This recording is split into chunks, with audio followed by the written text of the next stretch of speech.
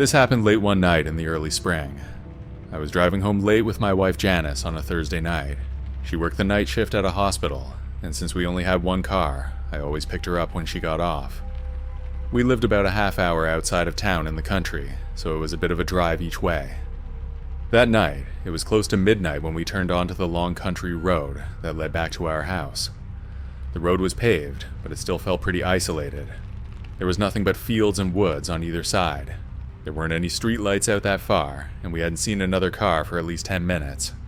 I wasn't thinking about much other than getting home. Janice was tired too, and we were mostly quiet during the drive.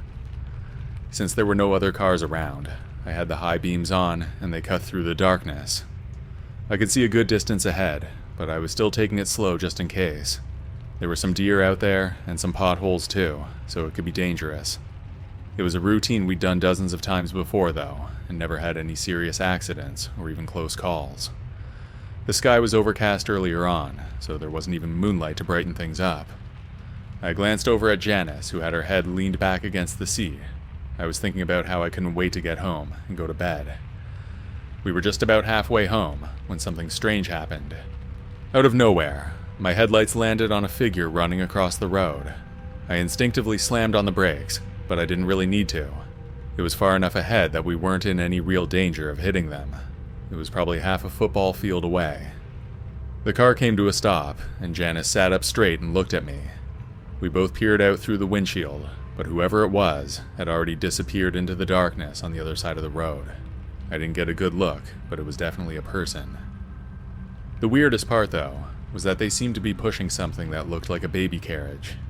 Janice wasn't watching as it happened, so she was confused for a moment. As we sat there, I explained to her what I saw. Her face drooped with concern, and then she said, "Should we stop? Maybe they need help." She was already reaching for her seatbelt before she finished talking. I told her to stop, and then offered to call the cops. I was thinking it'd be better to leave it to them, but Janice shook her head. "By the time they get out here, they could be long gone. Let's just check," she pleaded. I wasn't thrilled with the idea, but I turned the car around anyway and started driving slowly towards where we had seen the figure. I kept my eyes glued to the road, scanning for any sign of the person. Eventually, I picked up something on the side of the road. It was a baby stroller, and it was just sitting there, like someone had left it behind. I pulled up close to it and stopped the car. Before I could say anything, Janice unbuckled her seatbelt and got out. "Wait, don't go over there," I said, but she was already heading towards the stroller. Janice walked over to it and leaned down to look inside. Meanwhile, I kept looking around, half expecting the person to pop out of the woods again. Then I saw something that made my stomach drop. A man was walking towards Janice from behind my car. He wasn't running, but he was coming, and something about him didn't sit right with me. Without thinking, I threw open my door and got out of the car. As I stood up, I saw the man more clearly. He was thin and pale, and he looked like he hadn't slept in days. It's hard to judge his age, because he was dirty with a rough beard, but I would guess that he was in his 20s. He wasn't very big, and I figured I could take him if it came to that, but then I noticed he was holding a knife. My throat tightened, and I immediately yelled for Janice. "Get back in the car, now," I screamed. She turned and ran back to the car, slipping inside just as I circled around the front of it to face the man. But when I looked up, he was already running back into the woods. I glanced over at where the stroller was. He was just sitting there under the powerful lights from my car. A creepy sight for sure. I rushed back to the car, got in, and started the engine. We drove off, and neither of us said anything for a while. After a few minutes, I finally asked, "What was in the stroller?" Janice looked over at me, her face pale. "It was just an old doll," she said quietly, "half burned and missing its legs." I didn't say anything after that. We just drove the rest of the way home in silence.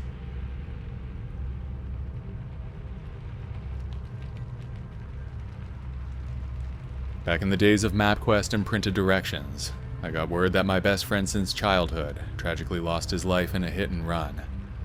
Of course, I promised his widow that I would be at his funeral coming up in a few days. I was living in the East Bay of California at the time, and though I could afford basic amenities such as rent, groceries, and utilities, I was still struggling to pay my car insurance and put fuel in my little Geo tracker. Getting a plane ticket to Erie, Pennsylvania was out of the question, so I printed up the directions at my local library and let my boss know what was going on. She was 100% in my corner, and after giving her condolences, she gave me the week off work with pay. She didn't even take it out of my vacation time. At around 3 in the morning, I hopped into my car after making sure to grab my bags. Then I started my drive. If I'm being honest, had I not been experiencing so much grief at the time, I more than likely would have enjoyed the trip. I stopped off at a couple of nice little truck stops and roadside diners when I could, and I got to experience the country in a way I hadn't since I was a kid. As I started to get into Ohio, things began to look a bit familiar.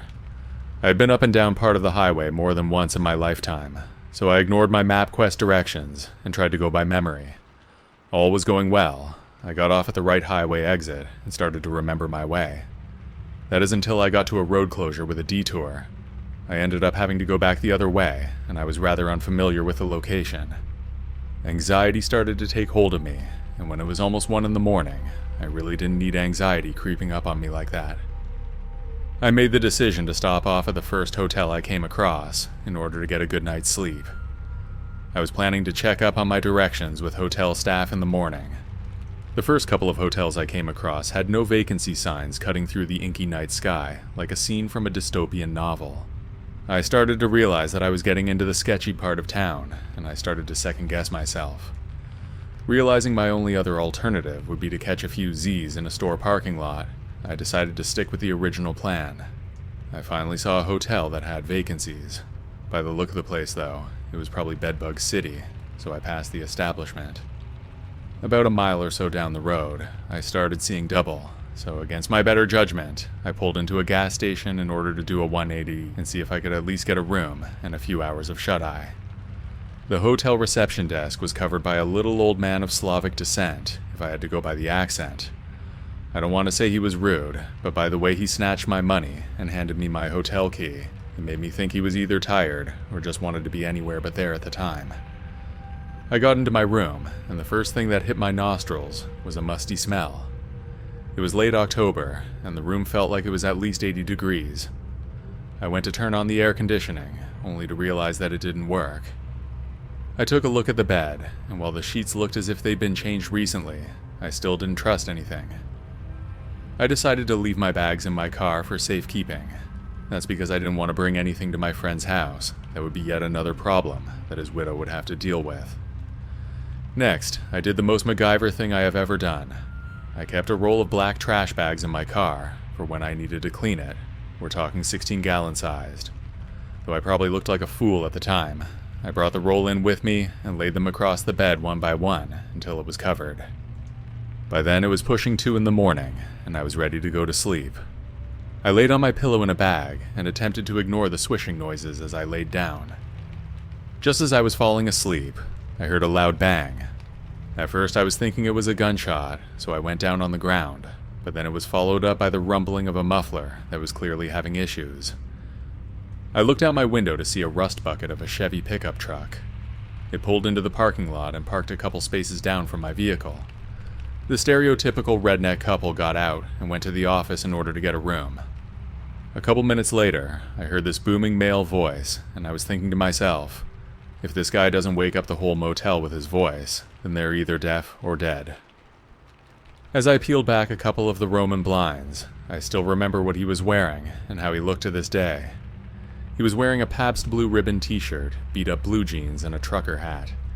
He had shoulder-length dirty blonde hair and a handlebar mustache. He was clearly drunk. I knocked at the window, and all I said was, "Sir, I've been on the road for 2 days now, and I just need some sleep. Could you please keep it down?" He responded by giving me a middle finger and laughing. Then I heard the sound of a key being awkwardly forced into a door. That's when I was met with a horrific realization that this guy was going to be in the room next to me. I sat slumped in the chair by the window, and I prayed I'd be able to get some sleep. As I was sitting there, I could hear the guy cursing to himself. That's when I had the stark realization that the walls of this hotel were paper thin. I could hear every single syllable coming out of this guy's mouth as he cursed, and word vomited some absolutely disgusting insults and slurs. I went back to the bed, hoping to get at the very least a couple of hours worth of rest. Then I heard a soft knock at his door, followed up by a mousy female voice. "Come on, Leonard. This crap is getting heavy. Let me in." Once again, I opened up the Roman blinds over my window ever so slightly. I saw the woman who arrived with him. She was spindly, maybe 5'6", with shoulder-length wavy blonde hair. Her face was gone, and it screamed that she was an addict. She had bony cheeks, and her eye sockets were sunken in. She was wearing an ill-fitting tube dress that looked like it could slip off of her at any given moment. She was carrying a 24-pack of PBR cans in one hand, and a nondescript brown paper bag in the other. It looked like it could come from a fast food joint. The guy who I now know to be named Leonard let her in. For a while, that was the last of it. I finally lay down, and I started drifting off. But at some point during the night, I got woken up by a conversation that got increasingly louder. It was Leonard talking to her about anything and everything. In between portions of these conversations, which were now keeping me up, I could hear the pop of a beer can opening. That was followed by the sound of somebody snorting, as if they were trying to clear their sinuses. As stated previously, these were the days of MapQuest, so cell phones weren't the norm, and I did not have one at the time. I then rolled over and grabbed the remote for the TV. I flipped through channels, trying to find something displaying the current time. There was no clock that was visible to me in the room. Eventually, I stopped on the Weather Channel, and I decided to leave it on. That would help to drown out the noise, and I realized it was just barely 5 a.m. I focused on the music that these types of channels play. I pretended that I was stuck in an elevator, and I just needed to get some sleep. The strategy actually worked, and I drifted off. The conversation coming from the room started to become a mumble in my ears, and in a short time, I was fast asleep. I don't remember exactly how long I was out, but I ended up being woken up by the sound of a woman screaming. I jolted out of bed and sat on the floor in the corner of the room. I was completely out of it, and once again fearing for my life. In that half-dead state, my brain was telling me that something was going down, and I went into self-preservation mode. It took a couple of minutes, but I realized the screaming was coming from the room next to me. The woman was continuously screaming Leonard's name between inconsolable wails. She was hurling insults at him like, "You idiot," and "You bumbling dumbass." Then suddenly, she went quiet for a moment. I heard a scuffling noise, but the entire time, I didn't hear Leonard, not a peep. I don't know what possessed me to do so, but I sat back at the window and pulled the blinds aside.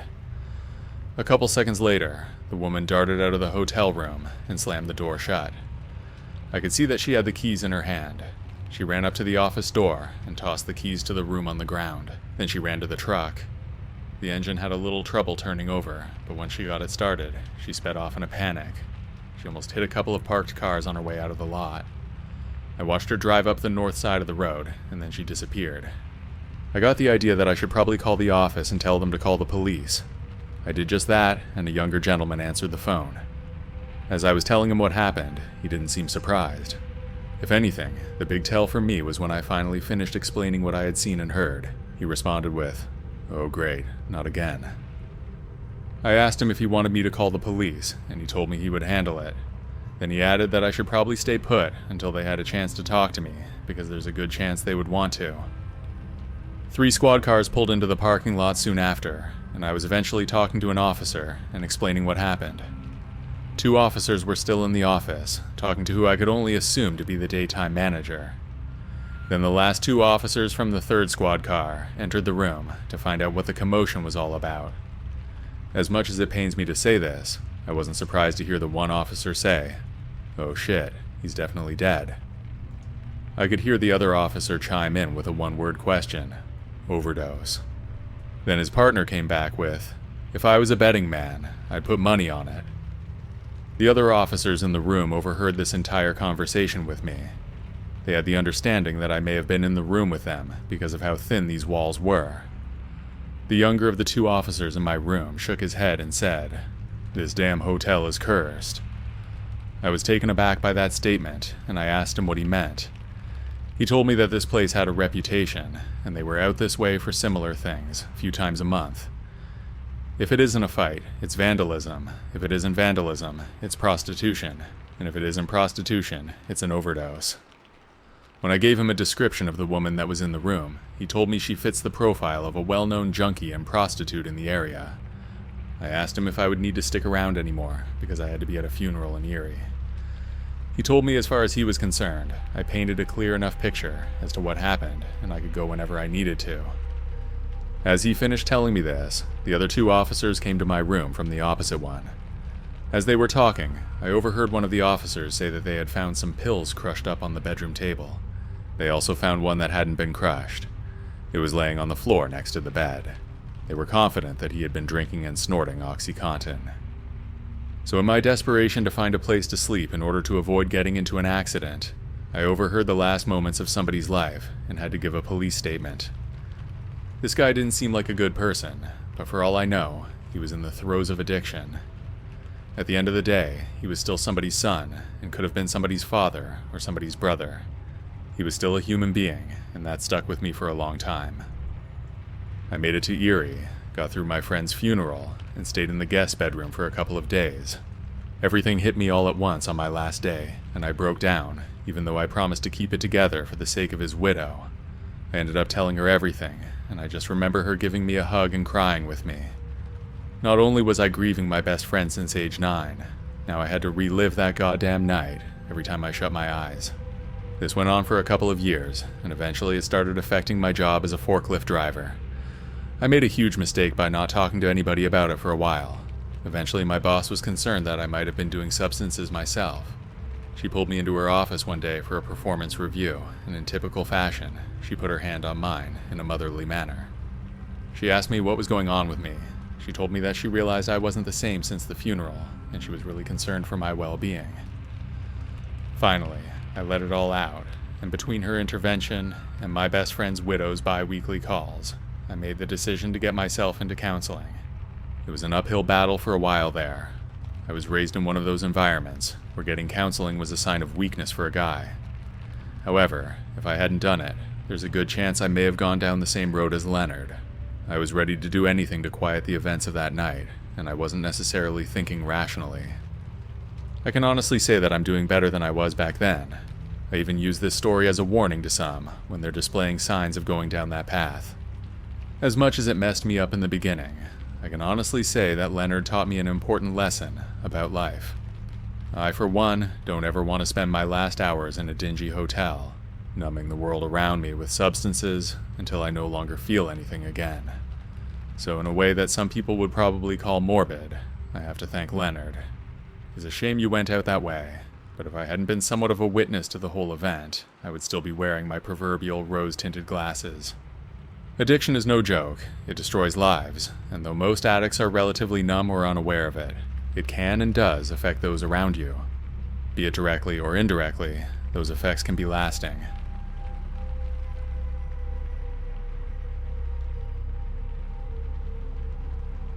I used to work for a trucking company in southwestern Ontario. My shifts were long, and I often ended up driving through the night. Crossing the US border was a regular part of the job, and I'd go back and forth between Ontario and Michigan at least a few times a week. The roads were mostly quiet during those hours, especially once you got into rural Michigan. It was just a lot of long, empty highways surrounded by fields and forest. One night at around 3 in the morning, I was on one of those stretches of road. I was heading back into Canada. The roads were dead quiet, as they usually were that time of night, and I hadn't seen another vehicle in a while.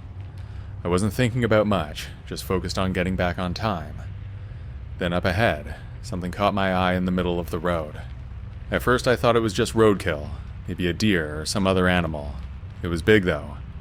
You see that kind of thing often enough driving through the countryside, but as I got closer, I realized it wasn't the right shape for any animal.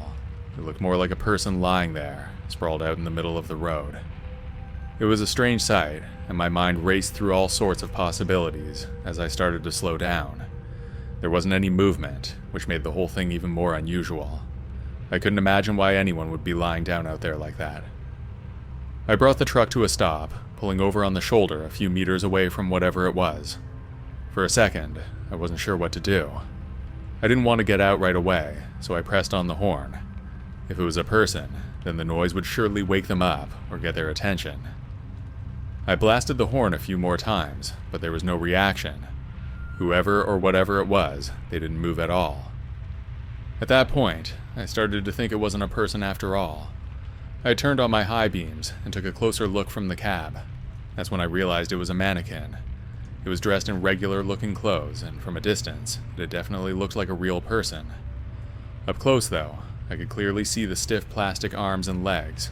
It was just lying there motionless in the middle of the road. I didn't think too much of it. Maybe it had fallen off the back of a truck, or maybe some kids had set it up as a prank. It was weird for sure, but it didn't seem worth worrying about. After all, strange things happen on the road, especially at that hour. I shifted the truck back into gear, carefully drove around the mannequin, and kept going. The rest of my shift went by as usual. I crossed the border back into Canada without any issues, and finished my delivery on time. By the time I parked the truck and checked it in at the yard that morning, I was mostly thinking about getting some breakfast and heading home to sleep. But first, I had to do my usual post-drive inspection. That was pretty basic. I just had to walk around the truck to make sure everything was good. If there were any new dings or damage, then I would have to write it up. Most days, I didn't find anything out of the ordinary, but it was just part of the routine. That morning, though, something caught my eye. As I was checking the tires, I noticed a few nails stuck in the front left one. They weren't deep enough to cause a flat, but they were lodged between the treads. I almost missed them, but I spotted a few before turning in my vehicle. I called our mechanic over and showed it to him. He got a pair of pliers and pulled a few of them out. They were small ones, probably less than 5 centimeters long, and there was a sticky, tar-like substance on the heads. It didn't take long for me to put 2 and 2 together. I think it was a trap. Someone had probably placed the mannequin there to make drivers stop, and those nails were scattered across the road to cause a flat tire. Luckily, they weren't big enough to do any real damage to my truck. For a regular car, though, I'm sure they would have been big enough. If I were in my personal vehicle, I could have been stuck out there in the middle of nowhere. It's not something I like thinking about, because I think someone crazy was out there.